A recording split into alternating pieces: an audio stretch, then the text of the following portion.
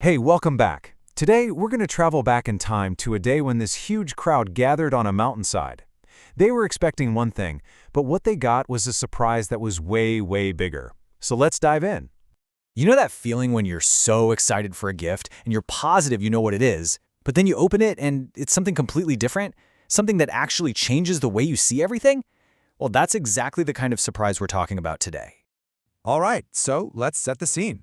Our story kicks off in this beautiful and very, very busy place. Okay, so picture this.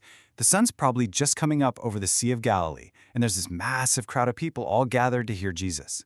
To make sure everyone can see and hear him, he leads them up this big, grassy mountainside. You could just feel it, you know? The air was practically electric with excitement. Everybody there had this gut feeling that something really special, something major was about to happen. They were all leaning in, just waiting for the big announcement. And this wasn't just a local gathering. I mean, people came from all over to be there. They traveled for days from places like Judea and Jerusalem, Perea, Decapolis, all the way from Idumea, and even the coastal towns of Tyre and Sidon. Jesus was famous, and you better believe everyone wanted a front row seat for what he was about to do. So what was all the hype about? Why was everyone so excited? What was this huge announcement they were all waiting for? Well, it turns out they pretty much all shared one giant hope. They really believed Jesus was this great prince who would finally come to be their new king. They were totally ready for him to announce that he was taking over and starting a brand new, powerful kingdom.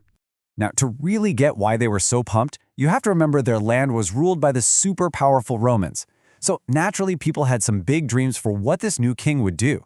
The leaders, they wanted power over the Romans. The peasants dreamed of living in big houses instead of tiny huts. The fishermen, they hoped for a life of ease instead of all that hard work.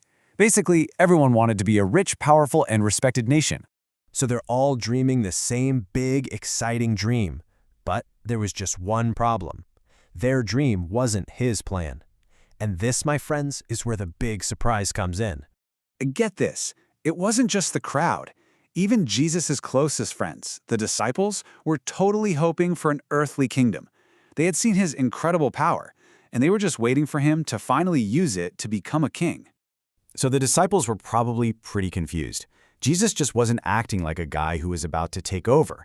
He wasn't building an army, he wasn't trying to get powerful people on his side, and they just couldn't figure out why. And this brings us right to the heart of the whole story. Jesus was about to explain what his kingdom was really about, and it was going to completely blow everyone's minds.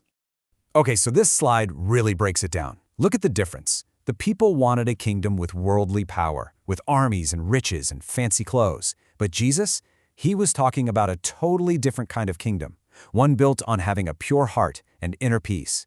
Their idea was all about the outside stuff, but his was all about what's on the inside.